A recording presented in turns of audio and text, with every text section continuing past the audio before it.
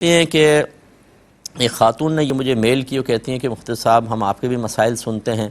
پھر ہم کسی اور جگہ پہ بعینہ ہی وہی مسئلہ سنتے ہیں تو وہ مسئلہ نہیں ہوتا جو آپ نے بیان کیا، یعنی وہ الگ مسئلہ بیان کرتے ہیں، آپ ایک الگ مسئلہ، بعض صورتوں میں اس میں ٹکراؤ ہوتا ہے، تو پھر اب ہم کیا کریں؟ دیکھیں بہن، پہلے تو ایک بات اچھی طرح یاد رکھیں کہ مسائل میں اختلاف پاسبل ہے،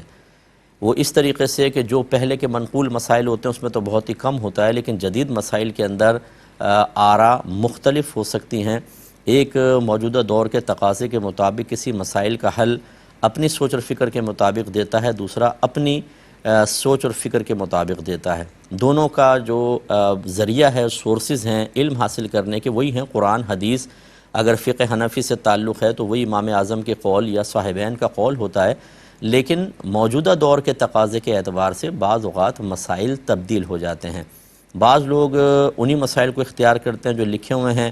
اور بعض لوگ ان مسائل کو اختیار کرتے ہیں جو تغیر زمانہ کے اعتبار سے، لوگوں کی عادات و اطوار کے اعتبار سے ان کے گمان کے مطابق اب تبدیل ہو چکے ہیں، تو وہ تبدیلی کے ساتھ ذکر کرتے ہیں۔ اس لیے یہ کوئی تعجب خیز بات نہیں، صحابہ کرام علیہم رضوان میں بھی، وہ تو زمانہ رسول تھا، اس میں بھی، یا وہ دوسرا قرن تھا، 3 قرون جو ہے سرکار نے ان کی تعریف فرمائی، ایک اپنا زمانہ، پھر بعد والا، پھر اس سے جو ملا ہوا ہے، لیکن اس میں بھی صحابہ کرام کے مابین بھی فقہی اختلاف رہا ہے، ایک اپنے مسئلے پہ ہوتے ہیں، دوسرے اپنے مسئلے پر ہوتے ہیں، تو لہٰذا اس میں ہماری رائے یہ ہے کہ آپ کسی ایک کو فالو کریں۔ آپ کنفیوز اسی وقت ہوتے ہیں جب آپ 2-3 جگہ سے مسئلے معلوم کرنے کی کوشش کرتے ہیں، کسی ایک قابل اعتماد کو اختیار کر لیں اور مسائل میں انہی کے مسائل اختیار کریں، تو انشاءاللہ پھر آپ کی کنفیوژن ختم ہو جائے گی۔